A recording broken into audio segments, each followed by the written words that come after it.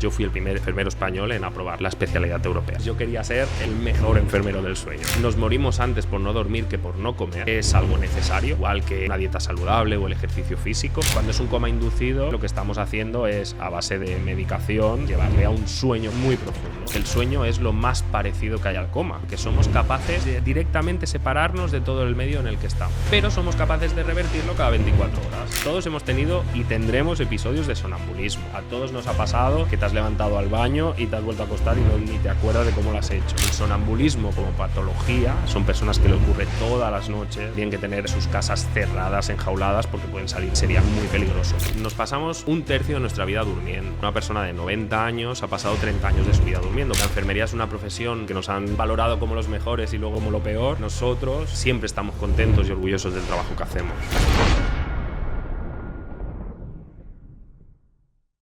Bienvenido, Alex. Muchas gracias. Nada, encantado de que hayas venido al podcast. Siempre empezamos con una pregunta de cortesía y es ¿quién es Alex? ¿Quién es Alex? Pues mira, Alex es un enfermero que acaba de cumplir 40 años, que acabó en la enfermería por casualidad, porque no era lo que yo quería estudiar desde siempre. Y bueno, la verdad que hoy en día, después de muchos años de profesión, estoy muy contento y muy orgulloso de la profesión que hago y sobre todo en lo que estoy especializado, que es en el tema de los trastornos del sueño. ¿Cómo entras en el mundo de la enfermería? ¿En qué momento te interesa? No sé si siempre te gustó. No, o sea, realmente yo quería estudiar biología, pero tal como funciona el tema de la selectividad me quedé a muy poquito de entrar en biología. Entonces decidí que para no hacer nada, pues lo segundo que me llamaba la atención era el tema de la enfermería. No de la medicina, sino de la enfermería. Y bueno, a los 4 meses de estar estudiando la carrera, ya me di cuenta que era lo que quería hacer y lo que me gustaba, porque ya empecé mis primeras prácticas y entonces ya empecé a relacionarme con los pacientes y a lo que es el trato enfermero y el cuidado enfermero. O sea, ¿te gustó también esa parte de tener que tratar con gente, ayudar a gente, o qué es lo que te movió más de esa profesión? Pues principalmente esto, ¿no? Que al final estás trabajando, todos trabajamos por dinero, pero estás trabajando ayudando a los demás. Todos tenemos momentos de estrés en los que puede gustarte más tu profesión o menos, pero sí es verdad que la enfermería es una profesión que, aunque hemos tenido muchos altibajos en cuanto a la valoración de la población, porque nos han valorado como los mejores y luego nos han valorado como lo peor, la cuestión es que nosotros siempre estamos contentos y orgullosos del trabajo que hacemos, porque estás ayudando a los demás. Sí, eso es lo que hablaba también. Todo lo que sean trabajos en el que ayudes a personas, como que te sientes lleno, ¿no? De alguna manera, como que te sientes, como que aportas, ¿no? En algún sentido. Sí, exacto. O sea, que aportas lo tienes muy claro, ¿no? Pero puedes llegar a sentirte realizado y al final es lo que hablamos, ¿no? Todos tenemos la obligación de trabajar para poder vivir, pero si lo haces en algo que te gusta, pues es menos costoso y lo disfrutas mucho más. Y yo, desde luego, que estoy muy orgulloso de ser enfermero. Yo siempre llevo la bandera de la enfermería por delante y la verdad que estoy muy feliz de haberme decidido y decantado al final por esta profesión. Para gente que quiera hacer la carrera de enfermería, como hiciste. Bueno, en mi caso, yo accedí a la carrera de enfermería por bachillerato. Vale. Pero se puede acceder perfectamente a través de los módulos. Está el TCAE, que es el título de técnico auxiliar en cuidados enfermeros. Y desde ahí, de hecho, yo hoy en día a cualquier persona que quiera estudiar enfermería, yo le aconsejaría que primero haga un TCAE, se meta en lo que es la profesión y luego acceda a la carrera. Hacerlo como lo hice yo directamente desde bachillerato, pues es un poco complicado porque al final, claro, pasas de estar estudiando ese método de bachillerato, de estudiar exámenes, a un método muy diferente y cosas que nunca has estudiado, ¿no? Que el tema de la sanidad es muy específico. ¿Y cómo fue esa experiencia? ¿No? Te iba a decir, para personas que quieren adentrarse en ese mundo, ¿qué les dirías? ¿Cómo ha sido toda esta experiencia estudiando esto? Pues mira, cuando estudiaba la carrera, yo me daba cuenta que el resto de mis compañeros, bueno, sobre todo compañeras, todas tenían muy claro lo que querían estudiar luego. Unas se querían dedicar a ser comadronas, las otras se querían dedicar a trabajar en las ambulancias. La cuestión es que yo estudié la carrera sin tener muy claro hacia qué parte de la enfermería quería enfocarme. Y realmente lo único que tenía claro es que no quería estar pues, en una planta de hospitalización y haciendo todos los días lo mismo, ¿no? Entonces la investigación y la docencia es algo que siempre me ha gustado mucho.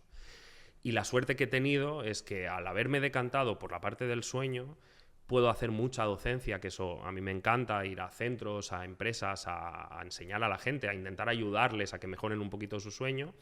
Y luego la parte de investigación. El sueño, aunque realmente lo que es la especialidad de sueño, en España somos uno de los países más pioneros, sí que es verdad que no hay prácticamente formación y es algo realmente nuevo, por decirlo de alguna manera. Entonces, al final, hay mucha investigación que hacer y sobre todo desde la parte de enfermería. Enfermería siempre nos hemos quedado un poco aparte de la investigación y al revés. Lo que tenemos que hacer es potenciar esa parte porque nosotros somos grandes investigadores y somos los que realmente estamos mano a mano con el paciente. Por lo tanto... ¿Cuándo empiezas a interesarte por el sueño? ¿Cómo te adentras en esa especialidad? Pues realmente, como casi todo en mi vida, por casualidad. O sea, tampoco lo busqué. La cuestión es que yo estaba trabajando en un servicio de UCI y salió la oportunidad de una oferta de trabajo para una clínica del sueño, la clínica del sueño Estivil. Y yo, pues bueno, dije, pues mira, pagan bien, es un trabajo de enfermero con un buen horario, venga, voy a cogerlo. Bueno, voy a cogerlo, voy a mandar mi currículum. Claro, mi sorpresa fue a los 2-3 meses que me llaman para la entrevista y el mismo día de la entrevista el doctor Segarra, que es, digamos, el que lleva toda la vida con el doctor Eduard Estivil, pues me hizo la entrevista y ya directamente me dijo que el puesto era mío, que si quería que me podía quedar a trabajar con ellos. Y eso hace hoy en día 15 años. Justamente empecé en diciembre del 2009 y realmente cada vez me ha ido interesando más el tema. Igual que entré por casualidad, sí que tenía claro que si yo iba a estar trabajando en el sueño, tenía que tener una buena formación en sueño.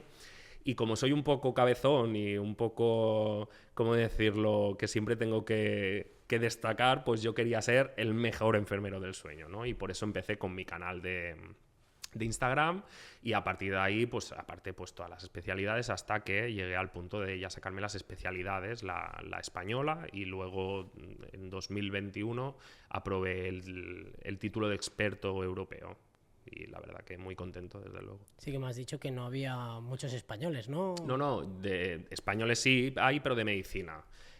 Y de psicología, pero de enfermería yo fui el primer enfermero español en aprobar la especialidad europea. Así que muy contento, la verdad. Vamos a empezar a desgranar la temática. Quiero que me hables del sueño. ¿Qué es para ti el sueño? El sueño, pues, es una necesidad biológica. O sea, realmente lo necesitamos para vivir, igual que necesitamos una dieta equilibrada o el ejercicio saludable. Entonces, la cuestión es que nos pasamos un tercio de nuestra vida durmiendo. Esto supone que una persona de 90 años ha pasado 30 años de su vida durmiendo. Por lo tanto, algo importante debe ocurrir mientras dormimos para que realmente sea tan importante. Uh-huh. Y es dependiendo de la fase del sueño en la que estemos, todas las cosas que ocurren mientras dormimos. No ocurre lo mismo cuando estamos en unas fases más iniciales que cuando estamos en unas fases más profundas. Porque ¿cuáles son las diferentes fases del sueño? Principalmente tenemos lo que es separado en dos tramos principales, que serían el sueño superficial, el sueño ligero, y el sueño profundo. El sueño ligero tiene varias fases, que son la fase 1, la fase 2, ¿vale? Y la fase 3. Dejémoslo ahí, aunque la 3 realmente es un sueño profundo. Y luego tenemos el sueño REM. De ahí separamos los dos tipos de sueño, el sueño REM y el sueño no REM. Entonces, dentro de las primeras fases del sueño, la fase 1, que es la primera, es la típica fase en la cual nos quedamos dormidos en el sofá y el de al lado nos dice, oye, que estás roncando, y nosotros, yo no me he dormido. Y sí, te has dormido. Lo que pasa es que estás en una fase muy inicial, entonces eres capaz de oír lo que pasa alrededor tuyo y tu cerebro sintetiza esa información, por lo tanto, te da la impresión de que no estás durmiendo. Luego ya entramos en una fase 2 del sueño. La fase 2 del sueño ya es un poquito más profunda que la anterior. Realmente esta fase ya es la que hace que disminuya nuestra frecuencia cardíaca, nuestro pulso, nuestra respiración, y entonces el cuerpo comienza a relajarse para entrar en una fase 3. Fase 3 es ya lo que llamamos un sueño más profundo. En la fase 3 es la que descansamos a nivel físico y muscular. Y luego vendría la fase REM. La fase REM del sueño es la más conocida, pero no es la más importante. Es una de las más importantes junto a la fase 3. La fase REM lo que hace es sintetizar toda esa información que hemos recibido durante el día. Entonces, lo que hace es fijar la memoria a largo plazo y eliminar las cosas que no necesita nuestro cerebro, ¿no? Entonces hace como una limpieza de cerebro mientras dormimos. ¿Qué pasa si no llegamos a fase REM? Pues que aquí tenemos muchos problemas. ¿Por qué? Porque realmente se ha demostrado que la falta de sueño profundo y la falta de sueño REM se relaciona con patologías neurológicas, como sería la demencia, el Alzheimer o el Parkinson. Entonces es muy importante que cuando dormimos, no es tan importante como las horas que dormimos, sino que cuando dormimos sea un sueño de calidad, que realmente cumplamos todas las fases y con la estructura que deben de tener. Claro, hay mucha gente enviando un mensaje erróneo en redes sociales que dicen, bueno, estos millonarios, ¿no? Que dicen, tienes que dormir menos horas, tienes que aprovechar más el tiempo. ¿Qué es lo que les dirías a estas personas? Pues que mientras dormimos aprovechamos el tiempo. Es una equivocación total pensar que pierdes el tiempo durmiendo. Mientras dormimos pasan muchas cosas necesarias en nuestro cuerpo para que podamos vivir. Por ejemplo, cuando no dormimos adecuadamente, esto también influye en el peso que tenemos. Se relaciona directamente la falta de sueño con obesidad y con patologías de tipo más cardiovascular. ¿Realmente estas personas que dicen tienes que eliminarte horas de dormir para aprovechar más el día? Si no dormimos las horas suficientes, si no dormimos las horas que necesita nuestro cuerpo, no vamos a poder aprovechar el día tampoco. Necesitamos realmente dormir las horas que nuestro cuerpo necesita para funcionar a la perfección durante al día siguiente. Si no dormimos, el problema es que tampoco funcionamos bien y al final esto es una rueda. Si yo tengo problemas durante la noche, tengo problemas durante el día, vuelvo a tener problemas durante la noche y ya de ahí no salimos. Por lo tanto, importante siempre que intentemos dormir lo que nuestro cuerpo nos pide. Evidentemente tenemos que trabajar, tenemos que estudiar, tenemos unas obligaciones, pero si nuestro cuerpo nos está pidiendo dormir, tenemos que dormir. ¿Cuál es el estándar mínimo? Ya se habla mucho de las 8 horas, pero ¿cuál es el estándar mínimo que le recomendarías a una persona que tiene que dormir para poder rendir? Todos tenemos que dormir para poder rendir. Sí es verdad que hay personas que tienen más necesidad de sueño que otras. Lo estándar, lo general, lo que siempre se ha dicho así a modo internacional es que hay que dormir entre 7 y 8 horas. Y esto no es por gusto, sino porque realmente es la media de las horas que se consideran necesarias según el cronotipo de la persona, según funcione la persona mejor a primeras o últimas horas del día. La cuestión es que cuando nosotros ¿cómo podemos saber si realmente estoy durmiendo lo que necesita mi cuerpo? La primera pregunta que nos tenemos que hacer por la mañana es ¿cómo me encuentro? ¿Me siento descansado? ¿Me encuentro bien? ¿Me encuentro con energía? Esto quiere decir que he descansado bien. ¿No es así? Cuidado, puede ser que estés durmiendo muchas horas, pero puede haber algún trastorno del sueño asociado que no te esté dejando descansar bien. Por lo tanto, lo primero de todo es fijarnos cuando nos levantamos por la mañana cómo nos encontramos. ¿Tú te encuentras bien? Estás durmiendo horas suficientes. ¿No te encuentras bien? Pues pueden ser dos cosas. Falta de sueño, falta de horas de sueño o algún trastorno del sueño asociado, que muchas veces no lo sabemos que tenemos ese trastorno del sueño. Claro, es lo que hablábamos antes, ¿no? Queremos saber si hemos dormido bien. Ahora se han puesto de moda, ¿no? Estos relojes del sueño, sí, anillos del sueño. ¿Esto funciona bien? ¿Realmente te indica bien los parámetros? Realmente, para los que somos especialistas del sueño, está muy bien que ahora haya estos relojes, estos anillos que controlan tu sueño, pero sí que es verdad que hay que mandar un mensaje importante a las personas, y es que nos fiemos de la información que nos dan hasta cierto punto. Está muy bien que tengamos conciencia de nuestro sueño, que veamos realmente cuántas horas más o menos hemos dormido. Sí que es verdad que este tipo de dispositivos suelen enfocar muy bien el momento en el que te duermes y el momento en el que te despiertas, ya que llevan un actímetro dentro y es lo que realmente por el movimiento nos dice si estás dormido o no, pero cuidado, las fases del sueño que nos ponen normalmente no son las correctas. Siempre tienden a ponernos muy poco sueño REM, la gente viene a consulta preocupada porque su reloj le marca que no tiene sueño REM y no es así. Cuando nosotros tenemos, por ejemplo, estamos en una fase 2 del sueño, que es un sueño más superficial, y entramos en fase REM, que es un sueño más profundo, sí es verdad que si hay algún trastorno del sueño, como por ejemplo trastorno del movimiento, el actímetro me va a seguir marcando que estoy en una fase 2 del sueño. Y esto no es así. Entonces, el tema de las fases del sueño, para eso nosotros los especialistas necesitamos un electroencefalograma y una persona que lea ese electroencefalograma. Sería muy bueno poder disponer de estos dispositivos tan fácilmente así en cualquier reloj y anillo, pero no. Hoy por hoy la información que nos dan no es totalmente correcta. de las personas, estábamos hablando antes de las horas de sueño, de personas que duermen 4 o 5 horas diarias, ¿qué tipo de problemas pueden acarrear tanto a corto como a largo plazo? A ver, cuando estamos hablando de 4 horas, pues hay mucho que ver, ¿no? Porque el sueño depende totalmente de cada persona. Depende de la edad de la persona, depende de su actividad diaria, depende de su cronotipo. Entonces hay varias cosas que pueden hacer que tengamos más o menos necesidad de sueño. Antes no te lo he dicho, ¿no? Lo general son dormir entre 7 y 8 horas y eso digamos que es el 90% de la población, pero es verdad que hay un 5% de la población que llamamos cortodormidores, que son personas que durmiendo 4, 5, 6 horas tienen suficiente y funcionan muy bien durante el día. Y luego están los largodormidores, que son personas que al revés, necesitan dormir 9, 10, 11, 12 horas para encontrarse igual de bien que se encuentra el resto durmiendo sus 8 horas. Claro, y esto se puede analizar, imagino.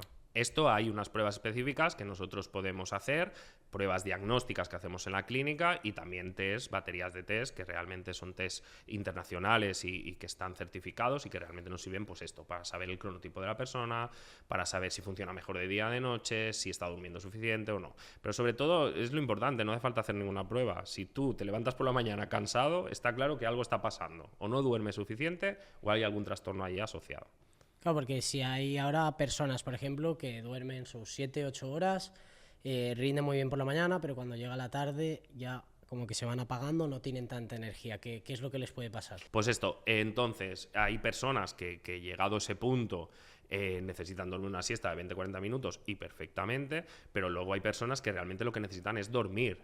Y ahí comienzan una serie de problemas del ritmo circadiano que nosotros mismos nos provocamos. Y es porque yo entiendo que has madrugado mucho, has estado trabajando, pero la siesta se debe reducir a 20-40 minutos porque si no, lo que estamos haciendo es dormir, engañando a nuestro cuerpo y realmente vamos a romper nuestro ritmo circadiano. Que es lo como que cortar la fase, ¿no? Por decirlo claro, no, hay que ver el sueño no como las 8 horas del sueño, sino las 24 horas del día.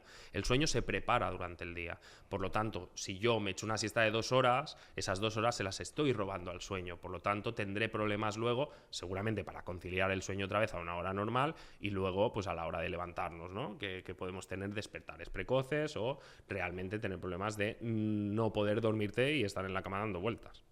Porque cuando hablamos del sueño hay momentos de las pesadillas. ¿Qué es una pesadilla? Bueno, una pesadilla es un sueño negativo, ¿no? Todos tenemos pesadillas, en los niños pues son más normales hasta los 5 años, igual que los terrores nocturnos, pero sí es verdad que, a ver, las pesadillas en sí no nos tienen que preocupar porque todos vamos a tener pesadillas. Sí es verdad que si nunca has tenido pesadillas y de golpe comienzas a tener pesadillas cada noche, sueños muy intensos, vividos, lo pasas mal, hombre, pues igual estaría bien que consultáramos con un especialista porque sí que puede estar pasando algo que nos esté afectando a nivel más de estructura del sueño. Por eso es importante, pues esto, ¿no? Que si tenemos un día una pesadilla no pasa nada, pero sí consultemos si ahora comienza a ser muy frecuente el tener pesadillas todos los días o varias veces durante la noche. Realmente en sí no dejan de ser sueños que extrapolamos a la ansiedad que hemos tenido durante el día, el estrés y todo eso lo mezclamos y ahí salen esos sueños locos que tenemos muchos, pero que realmente no son preocupantes. No son preocupantes hasta que se convierten en algo crónico. Entonces es cuando realmente tenemos que consultar. Antes hablábamos de los problemas, ¿no? ¿Qué tipo de pacientes o qué os viene más a la clínica? ¿Qué tipo de problemas? Nosotros en la clínica civil somos una clínica específicamente pediátrica, pero atendemos a muchos adultos también, ¿no? Entonces se divide nuestro trabajo en 4 unidades, una está en Madrid y 3 están aquí en Barcelona, y las unidades de Barcelona las tenemos un poco separadas, ¿no?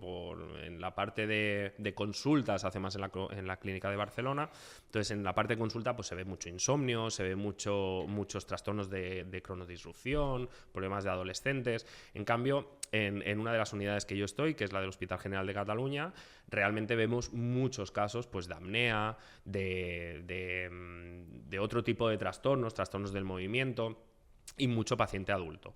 Y luego tenemos otra unidad, que es la que tenemos en Sabadell, que hacemos las pruebas de epilepsia, las pruebas más específicas, neurológicas. Esto también es por el tipo de trabajo, lo tenemos un poco separado para no tener tanta mezcla de diferentes pacientes, ¿no? Pero realmente vemos pacientes tanto con trastornos más neurológicos, trastornos más respiratorios y luego lo que es más conductual, como es el insomnio o los problemas de conciliación del sueño por cualquier otra razón. Claro, hablábamos antes de la apnea, hablábamos justamente, ¿no?, del cambio físico, del tema de hacer ejercicio y todo esto. ¿Qué es una apnea? La apnea del sueño es uno de los trastornos más frecuentes que tenemos en España, es el segundo después del insomnio, y la apnea del sueño lo que es en sí es una parada respiratoria que pasa durante la noche, disminuye el nivel de oxígeno en sangre y esto ocurre varias veces durante la noche. Todos en algún momento podemos hacer alguna apnea, no pasa absolutamente nada, pero si llegamos a unos ciertos niveles que nosotros tenemos marcados, pues ya sería una apnea leve, una apnea moderada, una apnea grave o severa. Entonces esto requiere un tratamiento. La apnea se relaciona mucho con el peso. Evidentemente, perder peso siempre ayuda para reducir los problemas de apnea, lo cual no nos asegura que no necesitaría el tratamiento, pero sí que mejora la apnea, mejora el ronquido. Y luego, sobre todo, sabemos que la apnea del sueño no tratada en niños, por ejemplo, se relaciona con déficit de crecimiento, con déficit de desarrollo y en cambio en el adulto pues, se relaciona con patologías más cardiovasculares como la hipertensión, como problemas cardiológicos y otro tipo de trastornos más cardiovasculares. Hay personas que llegan al punto, ¿no?, de dormir con máscaras y todo esto. ¿Hasta qué punto es eso? Es uno de los tratamientos, de hecho es el tratamiento 100% efectivo para la apnea del sueño. Hoy en día se ha modernizado la medicina del sueño y tenemos diferentes tratamientos, pero sí es verdad que el 100% efectivo, el que seguro que nos va a funcionar y nos va a eliminar la apnea, es el CPAP. Es esta mascarilla que va conectada a un tubo, este tubo va conectado a una máquina que lo que hace es dar una presión positiva, aumentar la vía respiratoria y facilitar la respiración. Muchas veces esto se relaciona pues con la obesidad, con la circunferencia del cuello y también a veces pues con retrognatia, que es tener la mandíbula un poquito más para atrás, ¿no? Entonces estas cosas ya sabemos que llevan a tener una apnea del sueño y hay que buscar el tratamiento más adecuado. Dependiendo de la severidad podemos tener diferentes opciones o irnos directamente al CPAP, que como te he dicho es el tratamiento 100% efectivo. Se habla mucho bueno, en mi caso, yo por ejemplo, a mi hermano le pasaba mucho que tenía epilepsia, de hecho estuvo en la clínica Stevie, claro, de pequeño. Se ve mucho, ¿no?, el tema de las epilepsias. Cuéntame un poco lo que es una epilepsia y cómo las tratáis, ¿no? ¿Habrá diferentes tipos de...? Sí, evidentemente está la epilepsia como patología neurológica, ¿no?, que lo que hace es esto, ¿no?, que son personas que tienen unos focos epilépticos que pueden ocurrirles durante el día o ocurrirles durante la noche. Nosotros básicamente cuando hacemos las pruebas de epilepsia lo que estamos buscando es esa epilepsia nocturna, que muchas veces no da sintomatología diurna, pero la persona tiene una epilepsia que le ocurre mientras duerme, ¿no? Entonces lo que nosotros hacemos es un electroencefalograma más completo, lo que buscamos son esos focos epilépticos y entonces una vez hemos descartado esa epilepsia nocturna, pues ya sabemos si puede ser otro tipo de trastornos del sueño o no, y en el caso de pacientes epilépticos siempre hacemos la prueba nocturna para saber si también les ocurre mientras duermen.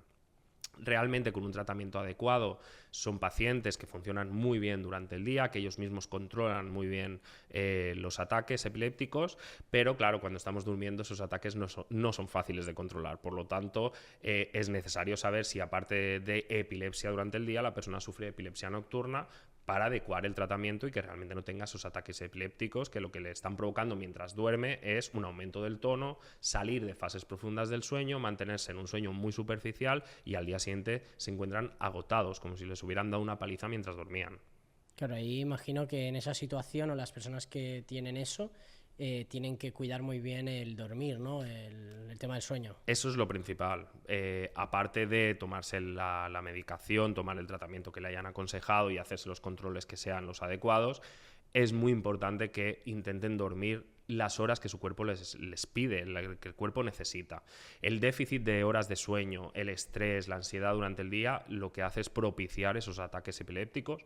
Por lo tanto, más tranquila esté la persona, más relajada y más descansada, pues mejor va a funcionar. Por lo tanto, es importantísimo que cuiden su sueño. Toda la población en general tiene que cuidar su sueño, pero justamente patologías como la epilepsia aún más para realmente reducir los ataques epilépticos y funcionar mejor durante el día. Si tuvieras que recomendar hábitos para el sueño, ¿qué dirías? No, ahora se está poniendo muy de moda, bueno, el tema de las pantallas azules, que si las gafas rojas, ahora los bucales estos que se ponen para respirar solo por la nariz y todo esto, ¿qué tipo de hábitos recomendarías?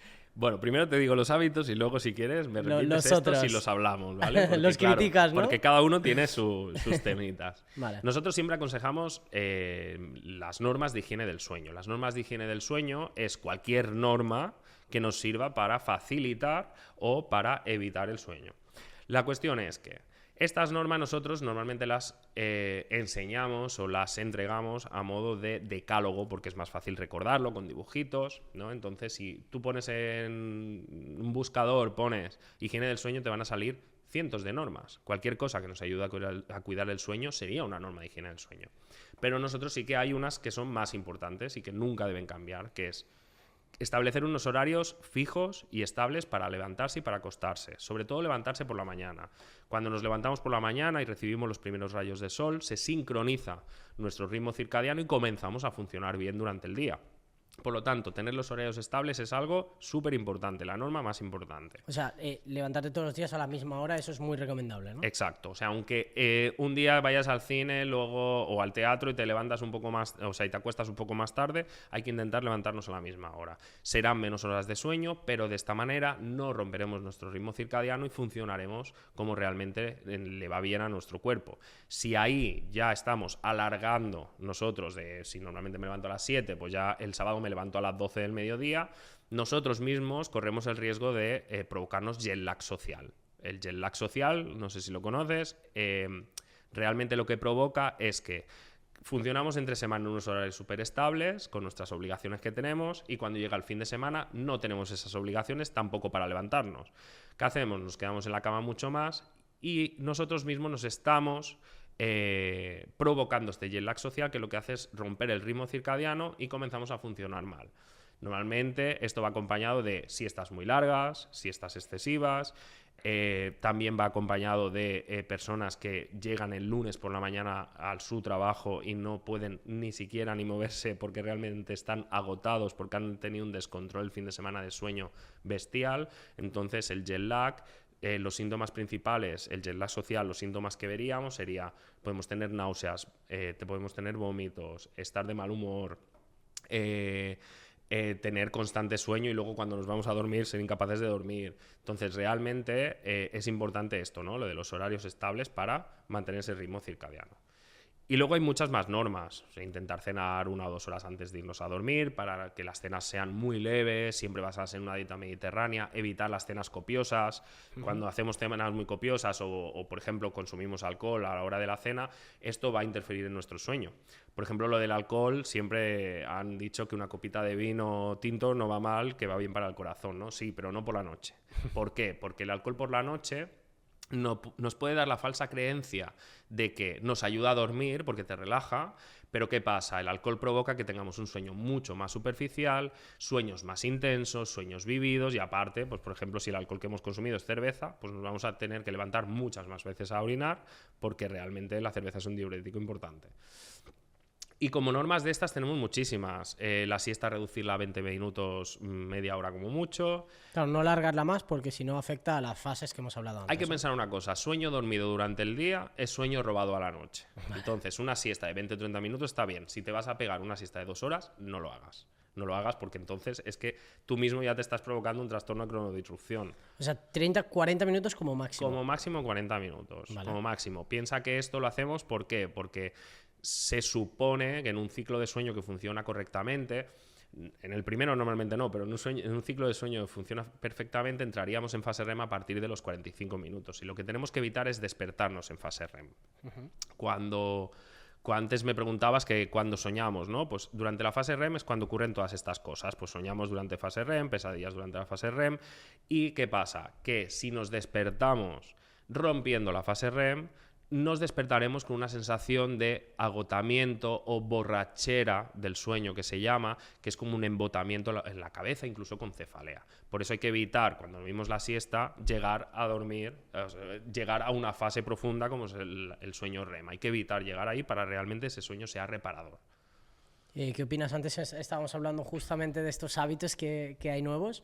Hablábamos del bucal ¿no? Que se ha puesto de moda, y lo de la nariz. ¿Qué opinas de esto? Importante. El cuerpo humano es muy inteligente y nosotros mientras dormimos, si tú no tienes ningún tipo de obstrucción oral, o sea, algo que te obstruya en esta zona, tú vas a respirar por la nariz mientras duermes, sí o sí.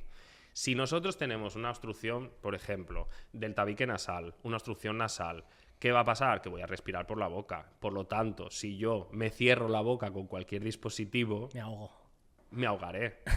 Claro, evidentemente, estas personas que lo habrán probado seguro, ¿tú lo has probado? No, o sea, vale. ahora estoy hablando con una marca que tiene estas cosas, pero bueno, ahora me da incluso miedo, ¿no? No miedo, pero sí cuidado porque... Depende de la persona, se tapa la boca, a lo mejor... A ver, no te vas a morir, evidentemente. ¿Por qué? Porque lo que te he dicho, nuestro cuerpo es muy inteligente. ¿Qué pasa cuando ocurre una apnea muy profunda y hay una bajada de oxígeno muy profunda en el cuerpo? Que el cerebro dice despierta o te ahogas. Pues te pasaría lo mismo. Si tú te pones ese dispositivo y no puedes respirar por la nariz, te vas a acabar despertando y quitando el dispositivo sin darte cuenta, porque realmente tu cuerpo lo que te va a pedir es respirar. Claro. Vale, entonces yo estos temas de dispositivos que cierren la boca, no. Sí que hay unos dispositivos que se llaman dispositivos de avance mandibular, vale, que esto sirve para la apnea leve, para la apnea moderada. Estos dispositivos lo que hacen son como si fueran unas férulas y lo que hacen es sacar un poquito el mentón hacia adelante. Al estirar de la lengua, abres lo que es la vía respiratoria y te cuesta menos respirar mientras duermes. Pero esos son dispositivos que los tiene que hacer un odontólogo especialista en medicina del sueño, no cualquier odontólogo ni cualquier, no sé cómo decirlo, no lo podemos comprar por cualquier buscador, ¿me entiendes? Claro. Porque es algo que te tienen que hacer a tu medida. Y me habías dicho otra cosa que estaba de moda. Sí, las gafas estas rojas, ¿no? No sé exactamente cómo se llaman. Sobre todo primero las pantallas, ¿no? El tema de la luz azul no es que se haya puesto de moda, pero sí que es verdad que hoy en día funcionamos básicamente con dispositivos con luz azul, como son el portátil, la tablet, el móvil. Y entonces es importante que tengamos en cuenta que la luz azul para nuestro cerebro es lo más parecido a la luz solar. Yo te he dicho, hay que levantarse cada día por la mañana y salir al sol para sincronizar tu ritmo circadiano. Pues, ¿qué estamos haciendo con las pantallas? Engañar a nuestro cerebro, alteramos esa sincronización del ritmo circadiano y le hacemos creer al cerebro que es de día. Por lo tanto, lo que va a hacer es eliminar o no suprimir, pero sí disminuir la liberación de melatonina. La melatonina es la hormona natural que necesitamos que se libere para que podamos dormir, si no, no podríamos dormir.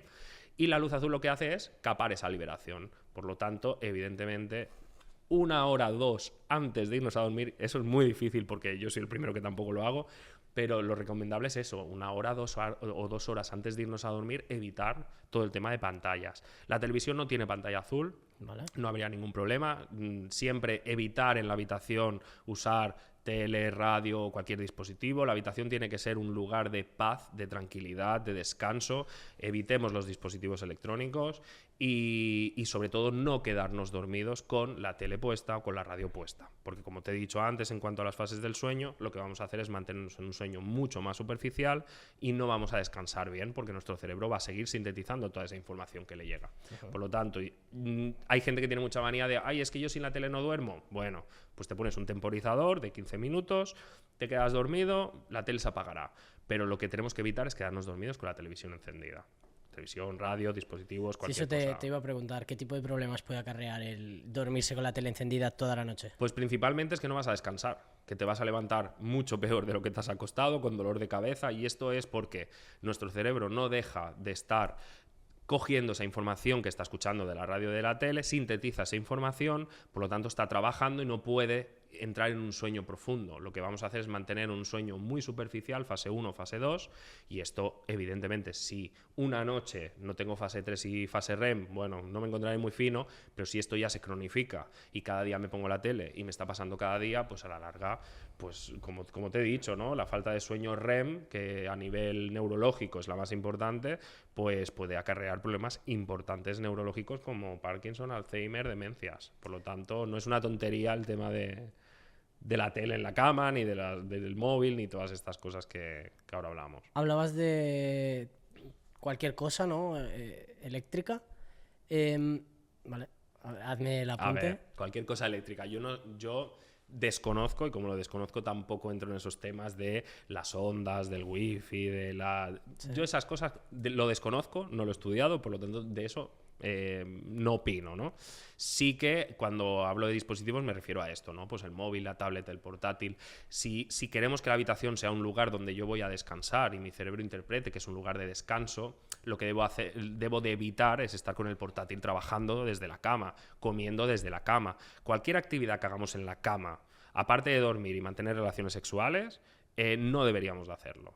¿Por qué? Porque realmente asociamos la cama con otra cosa diferente a lo que sirve, que es descansar y dormir. Claro. Porque ahora estaba muy de moda, ¿no? El tema esto hablábamos de la luz azul, de los teléfonos y, bueno, hablaban, ¿no? De que no es bueno dormir con el móvil cerca. De hecho, yo hice caso a esto y, a ver, hice el trabajo no fuera de la habitación, pero bueno, al menos lo ponía en el escritorio a cargar. Vale. ¿Qué es esto? ¿Qué es lo que pasa cuando dormimos con el móvil cerca? Bueno, el tema de las ondas. Claro, yo esto lo desconozco totalmente, pero sí que es verdad que el móvil no deja de estar buscando constantemente redes. Entonces, al final hay una cierta tendencia científica que habla sobre el tema de las ondas, del wifi, de la electricidad, que pueden afectar al sueño. No hay que irse tan lejos, o sea, de toda la vida es sabido, aunque sea en la cultura popular, que si tú duermes en un lugar por donde hay una corriente de agua, no descansas igual que si duermes donde no estás a corriente de agua, los pozos subterráneos y todas estas cosas. De hecho, hay casos de pacientes pues que no sabíamos qué les pasaba, no sabíamos cuál era el problema y al final fue que se había mudado a una casa donde justo debajo le pasaba un río. Hostia. Y realmente esta persona tenía problemas para conciliar el sueño, decía que no descansaba bien. Claro, al final... ¿Pero porque escuchaba las corrientes también? No escuchaban nada. Era más una sensación que tenía en el cuerpo.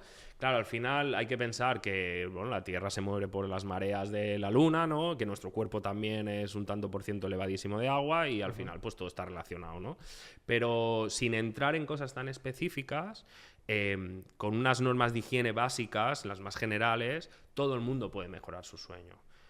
No hace falta irse a algo tan específico. Por ejemplo, hablabas antes de la luz roja, ¿no? Realmente el rojo no es... realmente el haz de luz que va bien para ayudarnos a activarnos y realmente funcionar es la luz violeta. Sí que hay unas gafas de luminoterapia que llevan luz roja, luz violeta. Entonces, estas gafas nos sirven para personas que trabajan en un cronotipo diferente al que se les marca genéticamente. Pues con las gafas de luminoterapia les ayudamos a que se espabilen, a que engañen a su cerebro y le digan, venga, que ya es hora de despertarse, dejen de liberar melatonina y comiencen a funcionar mucho mejor durante el día. Pero es un tratamiento bastante específico para casos muy de cronodisrupción. En los países europeos, del norte de Europa, ahí sí que, claro, como no ven prácticamente el sol, pues incluso en los colegios tienen lámparas de luminoterapia para los niños, en los trabajos, para que la gente se active, porque como tienen esa falta de sol tan importante, necesitan esa fuente extra para espabilarse, vamos, para funcionar. Claro. Hay un problema que, bueno, creo que lo hemos tenido todos, que es el tema de dormir. Que nos cuesta mucho dormir o tenemos la creencia de que nos cuesta mucho, que si me tomo la Serenia, ¿no? Yo me acuerdo que la tomaba, luego yo sí que cogí el hábito de leer 30 minutos antes de irme a dormir, que eso era, la verdad que es el mejor hábito. ¿Qué es lo que tiene que hacer esas personas que dicen que le cuesta dormir, que si se tienen que tomar una pastilla o qué es lo que les recomiendas? Mira, antes de entrar con tratamientos, lo principal es la higiene del sueño. Entonces, higiene del sueño, cosas que tenemos que hacer antes de irnos a dormir. Pues eliminar, bueno, todo esto, lo que son estímulos externos. Para poder dormir bien, la habitación tiene que estar oscura, en silencio, tiene que ser un lugar tranquilo. Antes de ir a dormir podemos hacer una rutina de sueño. Al final nosotros somos animales de costumbre.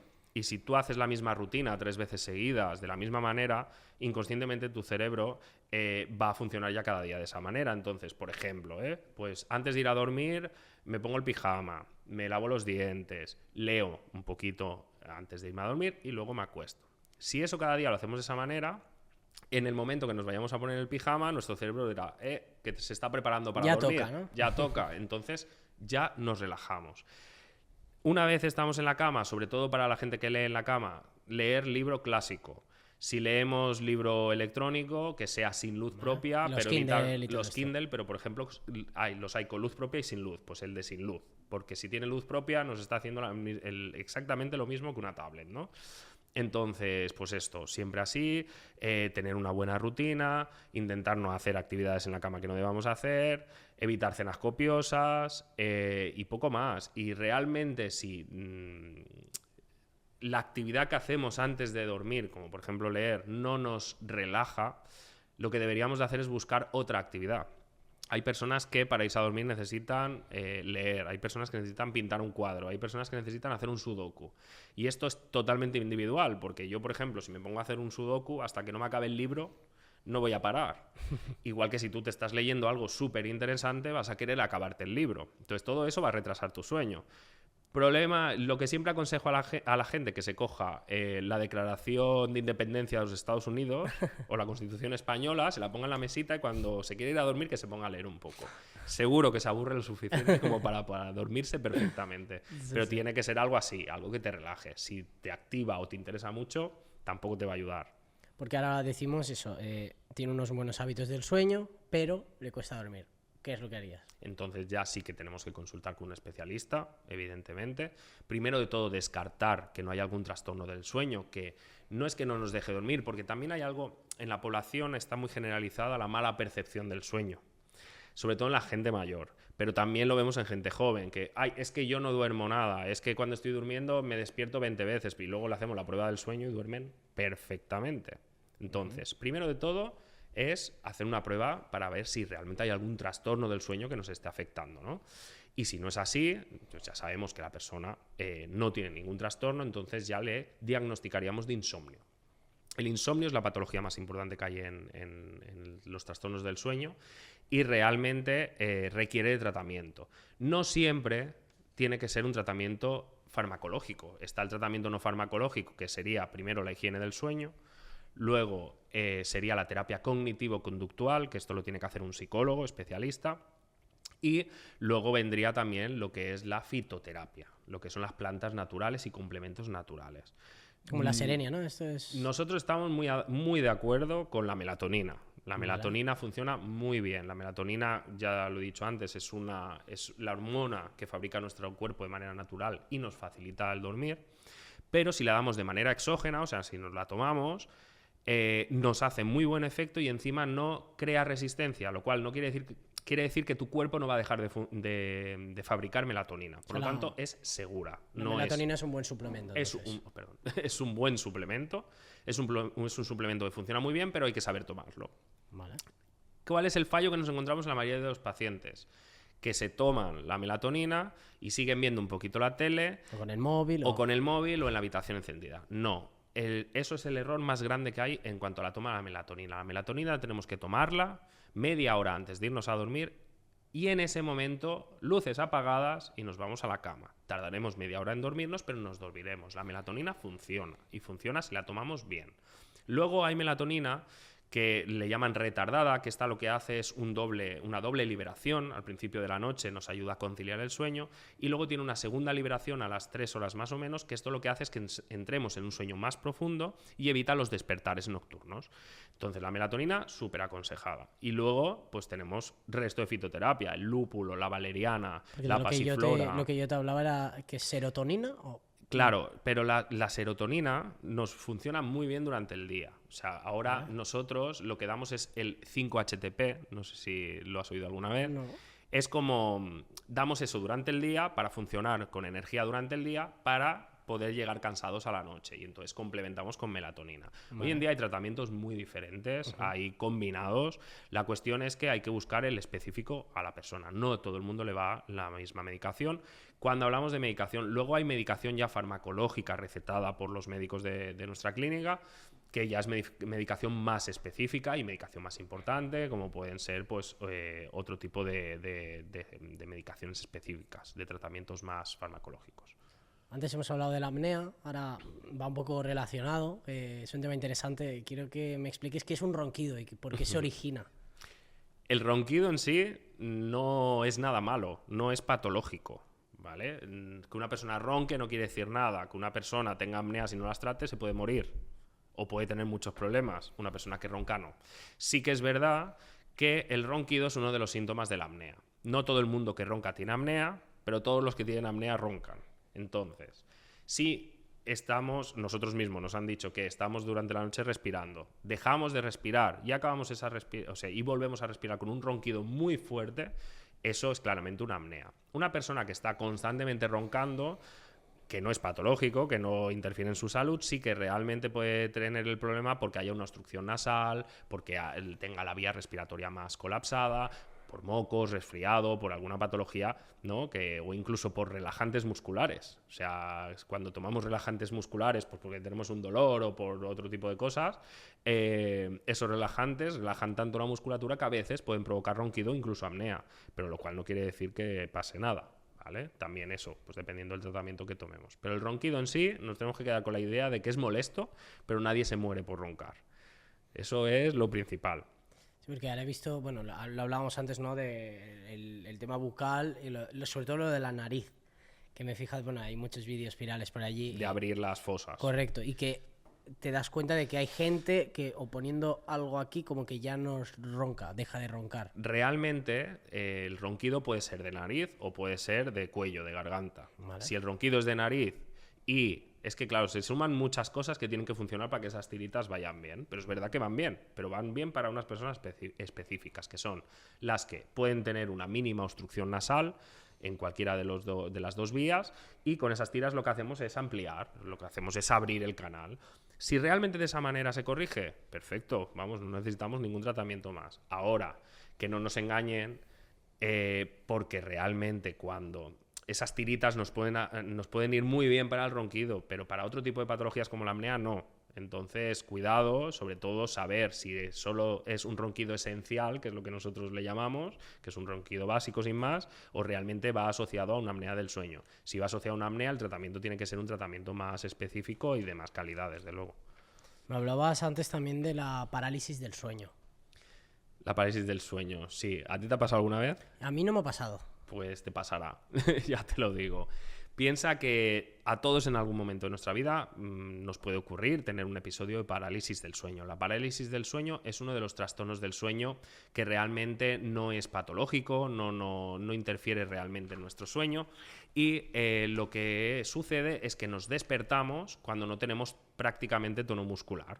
¿Vale? Solemos despertarnos en una fase REM del sueño y ¿qué pasa? No podemos mover nada de nuestro cuerpo. Aunque a nosotros nos parezca que eso tarda mucho tiempo, dura mucho tiempo, no suele durar más de 1 minuto y medio. Por lo tanto, yo siempre aconsejo a la gente que se despierta con una parálisis del sueño, o sea, que se despierta en la cama y no se puede mover y solo puede abrir los ojos, que se relaje, que cierre los ojos, que respire tranquilamente por la nariz y que se volverá a dormir. Si no se vuelve a dormir, se despertará del todo. Pero ya está, dura entre 1 minuto y minuto y medio. Lo que es verdad que es muy agónico y se hace muy largo cuando tienes esa parálisis del sueño y te quieres mover o quieres gritar y no puedes. Claro, ansiedad, ¿no? Claro, por eso siempre aconsejamos relajación, dormir, cerrar los ojos, respirar tranquilamente y relajarse, que al final o te despiertas del todo o te vuelves a dormir y no tiene más problema. Como te he dicho antes, si nunca hemos tenido parálisis del sueño y comenzamos a tener parálisis del sueño todos los días, a todos los momentos, cuando nos acostamos, antes de despertarnos, hombre, pues esto hay que consultarlo con un neurólogo o con un especialista del sueño, porque sí que podría ir asociado a algún trastorno neurológico más importante.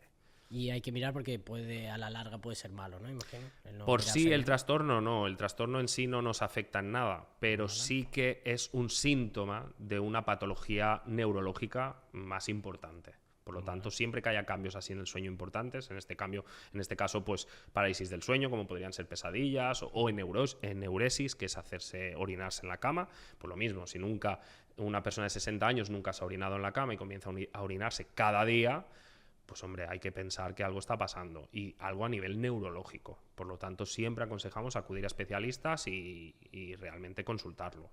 Ya que estamos hablando justamente del parálisis, antes hablábamos de estar en coma, ¿no? ¿Qué es estar en coma y qué diferencias hay entre parálisis? Mira, en lugar de asociar parálisis del sueño al coma, es mejor que asociemos el coma al sueño, ¿no? Vale. Entonces, nosotros cuando explicamos el sueño, cuando explicamos lo que son las fases del sueño, siempre decimos que el sueño es lo más parecido que hay al coma, porque somos capaces de desconectar totalmente con el medio externo, sobre todo cuando estamos en una fase 3 del sueño, que es en la que existe la relajación total muscular.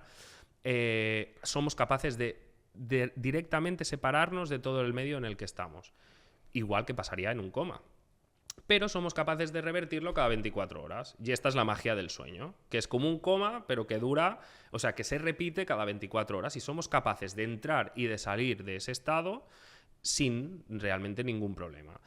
Por lo tanto, el coma en sí es, digamos, como un sueño mucho más profundo, en el cual, dependiendo del tipo de coma, pues puede haber señal en el electroencefalograma o no haberla, y realmente es una patología más importante, ¿no? Que requiere mucho más, más profundidad. Pero lo que es el sueño, siempre decimos que es lo más parecido al coma, pero que somos capaces de revertirlo cada 24 horas, entrar y salir sin ningún problema. Porque, ¿qué es eso realmente? Cuando una persona está en coma, ¿cómo se recupera del coma? ¿Cómo funciona eso? Claro, el tema del coma ya es algo mucho más específico, evidentemente, ¿no? Depende sobre todo por qué sea la causa de ese coma, dependiendo de si el traumatismo que ha tenido, si ha sido por un traumatismo o ha sido por una inflamación. Entonces, dependiendo mucho de qué sea el coma y de los daños que se hayan provocado en el momento que ha provocado el coma, pues hombre, puede revertirse o no revertirse, puede tener una duración más larga o menos larga, y luego, pero digamos que el ideal, el que nosotros sí que podemos comparar, sería el coma inducido que provocamos en los hospitales, que lo provocamos pues para una operación, o lo provocamos por una persona que ha tenido un accidente y tiene tantos daños que necesita dormirla para que no sufra, ¿no? Entonces, cuando es un coma inducido, realmente lo que estamos haciendo es, a base de medicación, pues llevarle a un sueño profundo, un sueño muy profundo. Somos capaces de estabilizar las ondas cerebrales hasta el punto mínimo que realmente la persona luego se puede revertir sin ningún problema. Pero esto ya sería otra parte aparte del sueño, ¿eh? Esto lo hacen más en UCIs y en sitios más específicos, en quirófano y estas cosas. Hay una cosa que me hace curiosidad, que es el tema de las personas sonámbulas. ¿Qué es lo que les está pasando en ese momento? Bueno, lo primero de todo es decir que el sonambulismo no es uno de los trastornos del sueño más comunes. Lo que pasa es que es uno de los más conocidos. Entonces, todo el mundo le gusta saber sobre el sonambulismo, pero realmente no hay tantos casos de sonambulismo como creemos. El sonambulismo no es más que nos despertamos en una fase del sueño profunda en la cual somos capaces de primero despertarnos, digamos, pero tú sigues dormido y entonces tú puedes funcionar perfectamente. Sí que es verdad que todos en algún momento de nuestra vida nos han dicho, ay, es que tú de pequeño eras sonámbulo. No, todos hemos tenido y tendremos episodios de sonambulismo. A todos nos ha pasado que te has levantado al baño y te has vuelto a acostar y ni te acuerdas de cómo lo has hecho. Eso serían episodios de sonambulismo, pero el sonambulismo como patología son personas que le ocurre todas las noches, que son personas que tienen que tener sus casas cerradas, enjauladas, porque pueden salir durante la noche, podría pasar cualquier cosa y sería muy peligroso. Entonces, realmente no es algo tan extenso como se cree, pero realmente es una patología bastante gorda, ¿no? O sea, tú realmente sigues dormido a nivel cerebral, pero tu cuerpo funciona perfectamente. Entonces sí que no vas a ser capaz de hacer un puzzle, pero sí vas a ser capaz de coger la caja del puzzle y llevártela. Entonces hay que saber diferenciar lo que un sonámbulo es capaz de hacer y lo que no es capaz de hacer, pero realmente puede llegar a ser un peligro. De hecho, ha habido casos.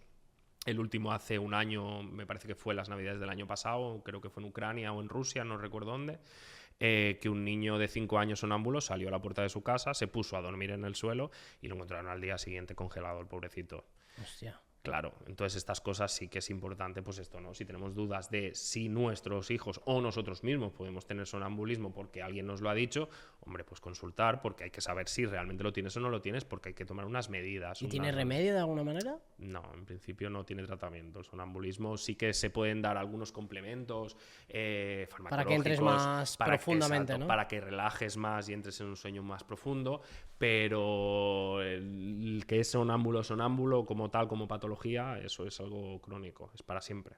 Me hablabas antes que también habla un poco de esto, de la sexomnia. Cuéntame un poco lo que es y para que entienda un poco la audiencia. De hecho me hace gracia que lo hayas relacionado con el sonambulismo, porque es que la sexomnia también se llama el sonambulismo del sexo. O sea, es que nos despertamos, no nos despertamos, a ver. La sexomnia en sí se explica como mantener relaciones sexuales durante el sueño. Puedes mantener relaciones sexuales contigo mismo. Sin tú ser consciente Sin tú ser consciente de ello, claro. Tú puedes tener relaciones sexuales contigo mismo, o sea, masturbarte, o puedes tener relaciones con la persona que tengas al lado. La persona que sea.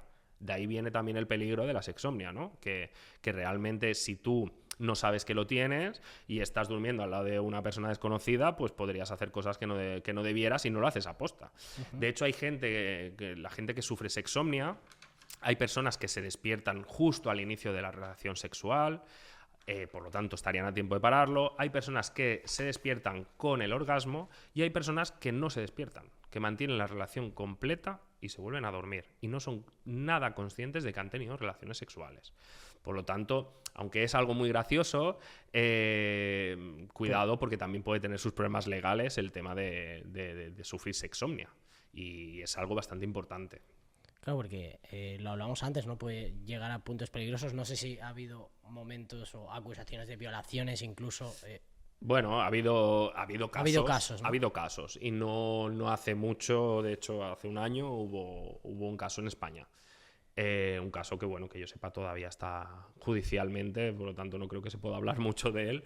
Pero bueno, es un caso de sexomnia, de que la persona que agredió sexualmente a otra persona dice sufrir sexomnia. Claro, eso hay que demostrarlo. ¿Y cómo se puede demostrar? No hay manera. Hay una prueba diagnóstica que demuestre que esa persona tiene sexomnia. Por lo tanto, pues supongo que habrá que hacerle otro tipo de pruebas, ¿no? Ahí sí que lo desconozco, ya te digo. Y temas judiciales así importantes, claro que puede haberlos. Pero por eso es importante que si alguien nos lo dice alguna vez o tenemos la duda, siempre consultar. Sí que es verdad que yo, que llevo 15 años trabajando en la clínica Estibil, antes no veíamos casos de sexomnia y ahora vemos casos de sexomnia. Primero porque todos estos tipos de patologías como el sonambulismo, la sexomnia, el hablar durante el sueño, todo esto se potencia con el estrés, con la ansiedad. Ahora vivimos en un momento en el cual todos estamos estresados, todos tenemos ansiedad. Antes me hablabas también de la somniloquia. Sí, la somniloquia, pues igual que la sexomnia o otro tipo de trastornos, no son trastornos que realmente afecten a nuestra salud, pero la somniloquia es hablar mientras dormimos. Esto le pasa también a mucha gente. Y como te decía, pues realmente el estrés, la ansiedad, lo que provocan es que haya muchos más casos de este tipo de trastornos. Trastornos que no son patológicos, pero que realmente pues, van muy asociados al estrés y al día a día, ¿no? La somniloquia se caracteriza por peleas con compañeros de trabajo o peleas con tu vida al día a día, ¿no? Entonces, son muchos trastornos. Piensa que hay más de 100 trastornos descritos del sueño. Lo que pasa es que muchos de ellos no son patológicos, no afectan a nuestra salud y por eso tampoco les damos mucha importancia. Pero bueno, hay que saber que están ahí. Si lo sufrimos, pues como te digo, la somniloquia no tiene ningún problema, pero si nunca he hablado en sueños y comienzo a hablar en sueños cada noche, pues lo mismo, ¿no? Tendríamos que pensar que puede haber algo neurológico y deberíamos de acudir a un especialista. Siempre, yo siempre lo diré, consultar con un especialista, no está de más. Y si hay un cambio importante, tanto en la calidad de nuestro sueño, las horas de sueño, o aparece algún tipo de trastorno o alguna cosa rara, pues muchas veces le preguntamos así a los pacientes, ¿haces alguna cosa rara mientras duermes? Y entonces es cuando van surgiendo estas cosas, ¿no?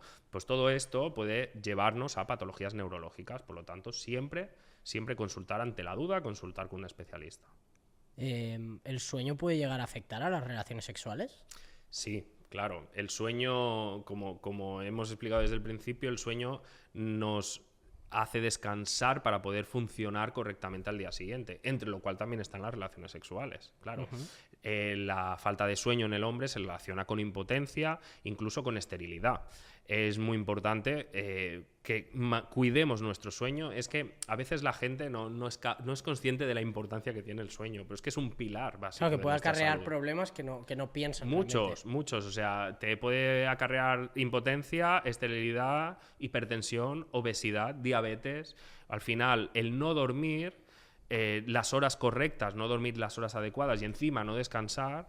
Y si ya le asociamos a algún trastorno del sueño, al final esto es como una bomba de relojería. Claro, cuando hablamos de sueño hablamos de recuperación. Claro, es lo que te explicaba, ¿no? Dependiendo de la fase del sueño, nos sirve para recuperar más a nivel físico o más a nivel neuronal o muscular. Entonces, si no llegamos a esas fases del sueño y no estamos el tiempo suficiente en ellas, pues comienza a haber problemas. Al final, el sueño se rige mucho también por la liberación hormonal, como te decía, te hablaba de la melatonina, ¿no? También regula nuestro ritmo de hormonal en nuestro cuerpo. Entonces, también en el caso de las mujeres, en la época de la menopausia o chicas que tienen la primera menstruación, comienzan a tener problemas de sueño y es debido a esos cambios hormonales tan bestias que ocurren en su cuerpo. Cuando se da el tema de la menstruación, no se elimina el tema de la menstruación, pero claro, contando que hay una regulación del sueño en la cual interviene la temperatura, en la cual todo esto se relaciona. Entonces, al final, el sueño es más importante de lo que nos creemos, porque es que se relaciona con todo en nuestro cuerpo y con toda nuestra salud en general.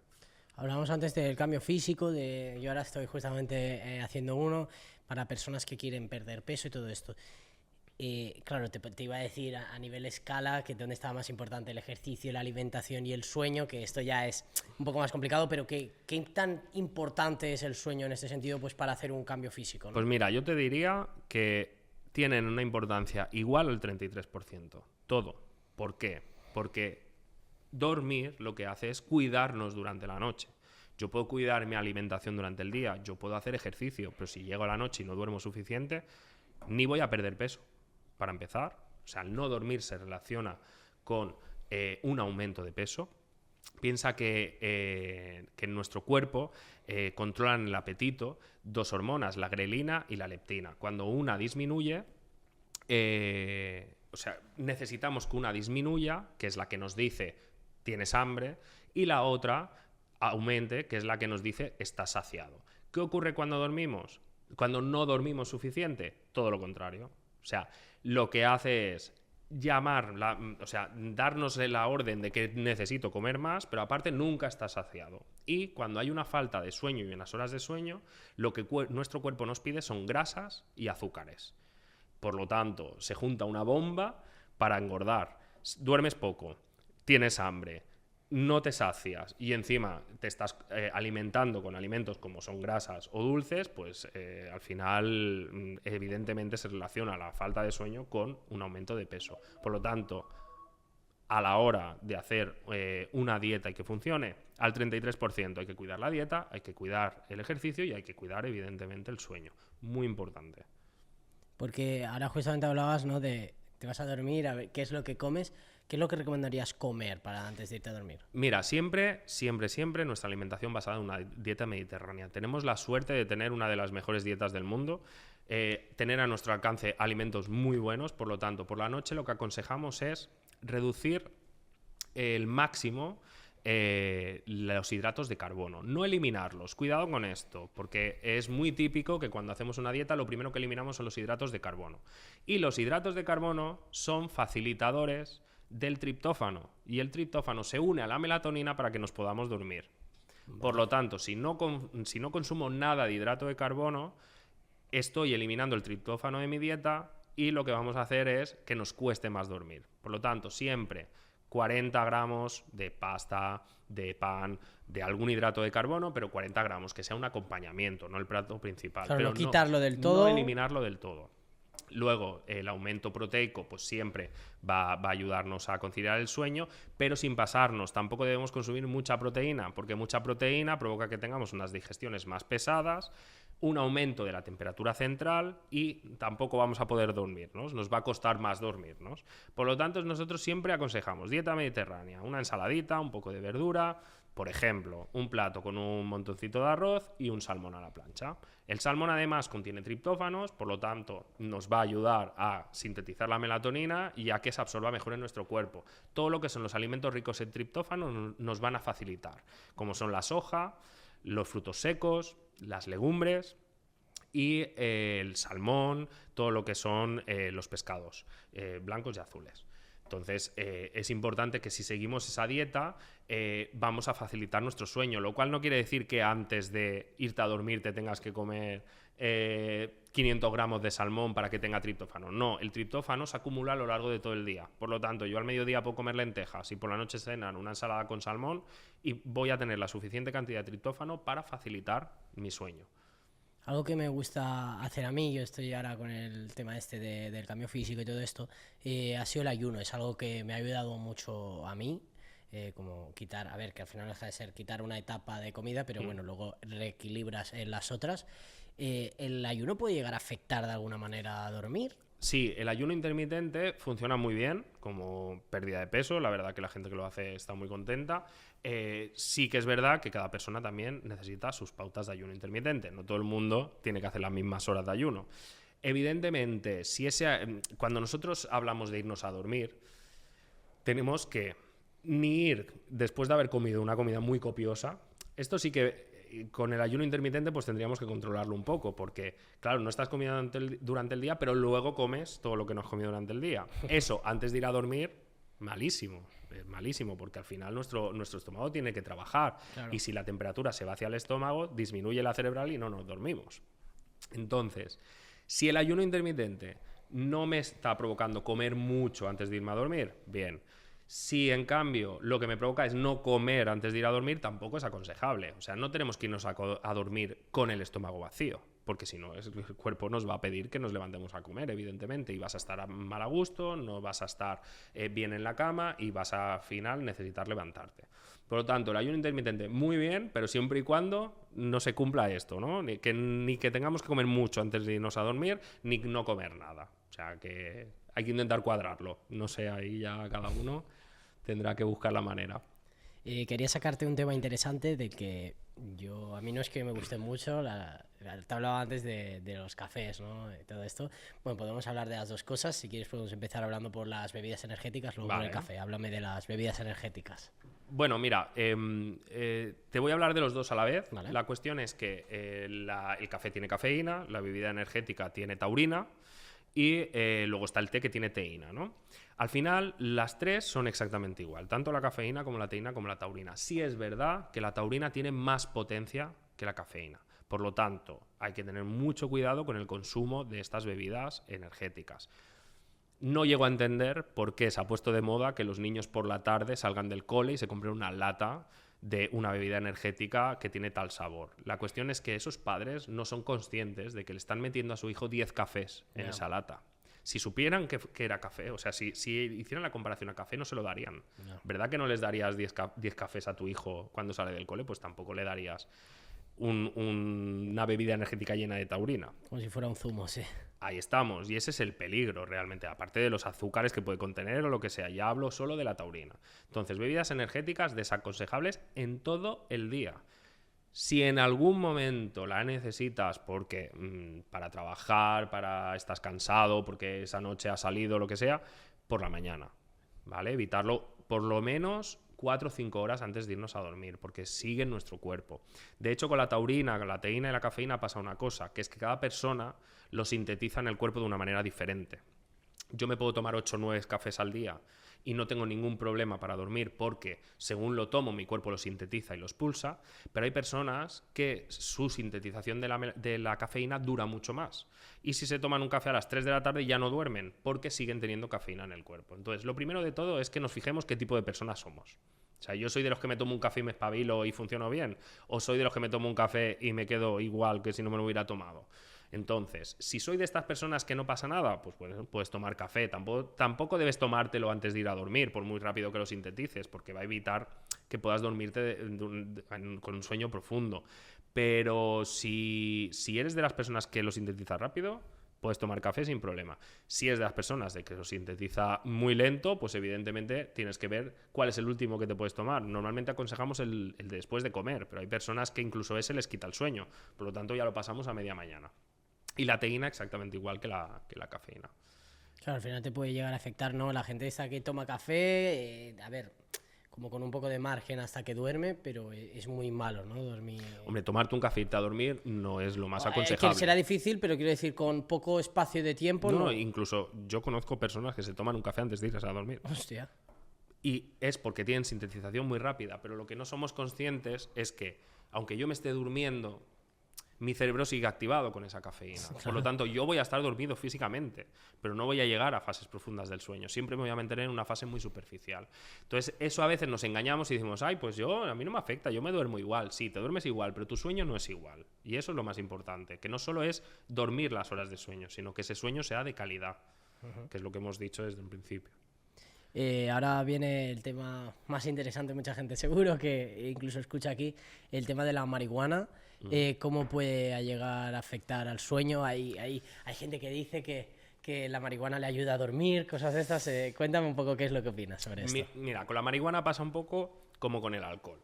La marihuana puede tener la falsa idea o puede parecernos de manera falsa que nos ayuda a conciliar el sueño. Realmente, cuando eres una persona que no eres consumidor habitual, pues sí es verdad que puntualmente, si tú lo has probado, pues realmente te puede facilitar un poco el sueño. Facilitarte el dormirte, lo cual no quiere decir que sea un sueño de calidad. Siempre estamos diciéndolo todo el rato, si te das cuenta. O sea, voy a dormir, pero ¿qué va a pasar? Que la marihuana me va a provocar sueños más intensos, más vividos, alucinaciones, que aunque no seamos conscientes, las tenemos. Y nuestro sueño no es un sueño de calidad, se va a mantener en unas fases muy superficiales. Todos los componentes de la marihuana lo que provocan es una excitación a nivel neurológica que realmente no nos deja descansar. Aunque pueda parecer que sí que nos facilita el sueño.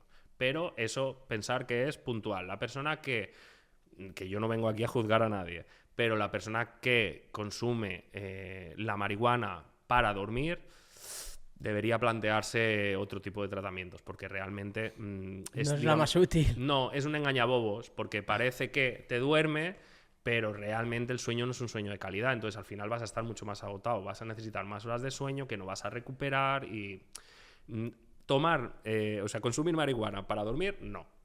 Que quiera que la consuma y como la consuma, pero por el hecho de dormir yo no se la aconsejaría a nadie, desde luego. Hablábamos antes de todo lo contrario, ¿no? En la marihuana hablábamos de psicotrópicos y antes hablábamos que se ha puesto un poco de moda el tema de las pastillas de concentración que son no trópicos. Los ¿no? nootrópicos. Los nootrópicos, cuéntame un poco sobre esto. Lo que provocan los nootrópicos se deben consumir durante... A ver, también se pueden consumir por la noche, pero se deben consumir principalmente por el día. ¿Por qué? Porque lo que hacen es activarnos, que funcionemos mejor, que nuestro cuerpo comience a funcionar de una manera correcta y energética. Te dan energía, digamos. No nos equivoquemos con la taurina ni con las bebidas energéticas. Es algo que realmente es natural y que realmente lo que está haciendo es el efecto contrario a la melatonina, por decirlo de alguna manera. O sea, la melatonina nos induce al sueño y los nootrópicos lo que hacen es que nos activemos más durante el día y funcionemos mejor. ¿Y es interesante tomar este tipo de productos? Sí. ¿O para algún cierto tipo de personas o para todo el mundo? No, porque mira, como te he dicho antes, que el sueño no solo dormimos las 8 horas y ya está, el sueño lo preparamos todo el día. Por lo tanto, si nos tomamos un complemento que nos active, que nos haga funcionar mucho mejor y más activados, llegaremos más cansados a la noche y podremos descansar mejor. Por lo tanto, son súper aconsejables. Antes estábamos hablando de cómo conciliar el sueño, justo se me ha ocurrido, el tema de las meditaciones guiadas, ASMR, todo este tipo de cosas. ¿Qué es lo que opinas sobre todo esto? Muy bien. Yo ya te lo he dicho antes, que yo antes de empezar con un tratamiento farmacológico creo que hay que abordar todas las posibilidades que tenemos. Y entre las posibilidades pues está la relajación. Dentro de la relajación hay diferentes tipos de meditaciones que pueden ser más útiles o menos. Hay personas que el yoga les va muy bien, les ayuda porque les relaja. En cambio hay otra parte de la población que el yoga les activa. Estas personas pues tienen que evitar hacerlo antes de ir a dormir. Pero si tú sabes que el yoga te relaja, pues es una actividad muy buena para hacer antes de dormir. Y luego tenemos lo que son las meditaciones. Yo siempre intento, cuando aconsejar meditación guiada, porque la meditación guiada es la más fácil. Te pones en YouTube o te pones donde tú quieras, una meditación guiada y puedes escoger el idioma. Si es un hombre, si es una mujer, si quieres que hable más fuerte, más flojo, con acento italiano o francés, escoges lo que quieres. Y de 5 minutos, 10 minutos, 15 minutos, media hora. Entonces yo siempre aconsejo empezar con una meditación guiada muy cortita, con la cual, con la voz, nos sentamos muy a gusto. Creo que es importante a la hora de hacer una meditación. Tienes que encontrar la voz de la persona que realmente te sientes a gusto. Y empezar con meditaciones muy cortas, siempre guiadas porque son fáciles, porque te van diciendo lo que tienes que hacer. Y luego pues hay otro tipo de meditaciones que funcionan muy bien, como la relajación muscular progresiva o otro tipo de meditaciones. Son aconsejables, pero que evidentemente si podemos hacerlas con un especialista, pues muchísimo mejor. Si no, pues podemos intentar hacerlas nosotros solos, pero sí que son un poquito más complicadas de hacer uno solo. Por eso las meditaciones guiadas yo súper aconsejables. Yo siempre...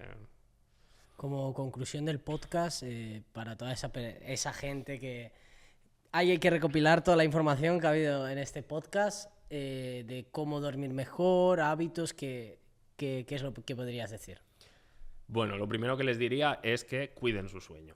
Eso para mí es lo más importante. Hay que cuidar el sueño al mismo nivel que otras cosas, pensar que es un pilar básico de nuestra vida y lo que tenemos que aplicar todo el mundo, tengamos problemas o no tengamos problemas, lo que tenemos que aplicar todo el mundo es la higiene del sueño. La higiene del sueño la pueden encontrar donde quieran. Hay muchísima información de higiene del sueño.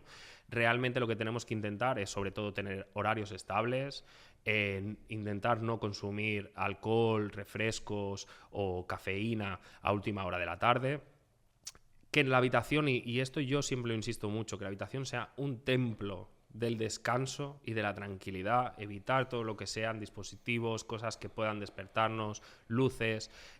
Tenemos que dormir en la absoluta oscuridad. Contra más oscuros estemos mejor. Hay personas que prefieren dormir con una rendija, muy ¿Y esto bien. que se ponen en los ojos y esto también? Sería perfecto, igual que dormir con tapones. Mucha gente le tiene miedo a dormir con tapones porque dicen que se oyen a sí mismos, que no sé qué.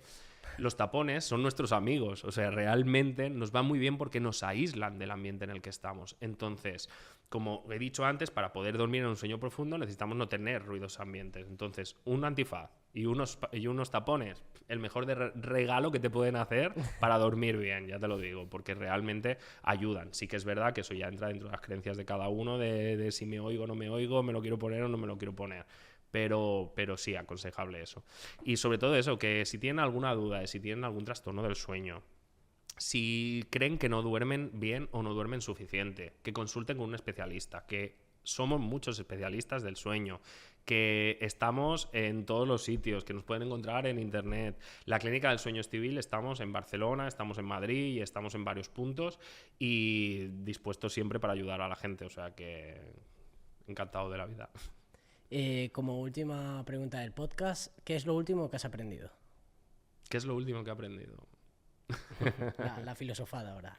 No soy muy de filosofadas. Lo último que he aprendido, pues mira, justamente el tema es que hace muy poco estuve en un congreso en Valencia, hace un mes, después de que pasara lo de la Dana, y justamente estuve leyéndome un estudio sobre nootrópicos. Por eso me ha hecho gracia que me preguntaras, porque justamente había estado mirándome un estudio de esto y la verdad que los nootrópicos me parecen pues algo que puede ser muy útil si lo sabemos utilizar también.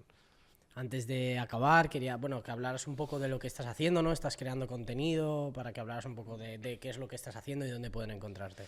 Bueno, yo tengo desde, no recuerdo el año, 2018 o 2017, la cuenta de Enfermero Morfeo.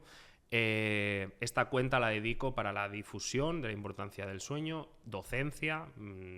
Realmente yo lo que he querido es llegar a toda la población y también a mis compañeros de profesión, porque realmente hay mucho desconocimiento del papel de la enfermería del sueño.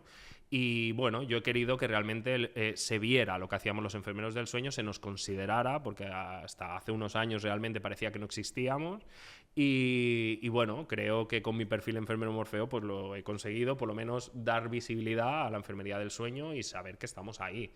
Y bueno, lo que necesiten saben que me pueden escribir. Yo contesto a todo el mundo, me cueste más tiempo o menos, a todo el mundo le contesto, cualquier duda que tengan. Y luego pues esto, ¿no? Que también estamos en la Clínica del Sueño Estibil, que también tenemos Instagram de Clínica del Sueño Estibil. Y lo que necesiten, igual, si necesitan consulta o lo que sea, allí tienen todos nuestros contactos. Y Sí, dejaré estaremos. abajo en la descripción, tanto dónde está la clínica, si quieren conectar y tus redes sociales. Sí, las mías, sí, por favor. Y nada, ya como último, si quieres enviar un mensaje, decirle algo a la audiencia, algo corto, directamente a ellos. No, a ver, no, yo quería decirte, nada, que estoy trabajando en bastantes proyectos, que tengo ahí algún proyecto muy chulo, que próximamente a ver si podemos hablar, pero bueno, estoy con aparte, uno de ellos sí que me hace mucha ilusión, ¿no? Pues que estoy empezando a escribir un libro de trastornos del sueño, bueno. en el cual, bueno, pues explicaré las diferentes etapas que tenemos a lo largo de la vida con el sueño y siempre, pues esto, enfocado para que todo el mundo, un libro que sea entretenido, no un tostón para que digan, mira el enfermero del sueño que ha escrito, no, sino algo para que la gente lo disfrute, aprenda y bueno, con mucha ilusión, la verdad. Pues nada, espero que te lo hayas pasado bien. Yo creo que ha Muy sido bien. una charla muy interesante. Hemos estado aquí. Se ha pasado el tiempo volando. Vamos. Sí, suele pasar esto en lo de los podcasts, ¿no? Que estás aquí conversando y llevamos 2 horas, ¿cómo que 2 horas? ¿Qué No ha pasado? sé, pero vamos. Muy bien. Pues muchas nada, gracias. yo también me lo he pasado muy bien. He aprendido. Espero que la gente que está escuchando haya aprendido, que saquéis de aquí pequeñas cosas, podáis aplicar algunos hábitos de sueño que seguramente no todos lo hagan perfecto y Bueno. algo pueden aplicar. Así que nada, espero que os haya gustado mucho el episodio y nos vemos en el siguiente. Hasta la próxima.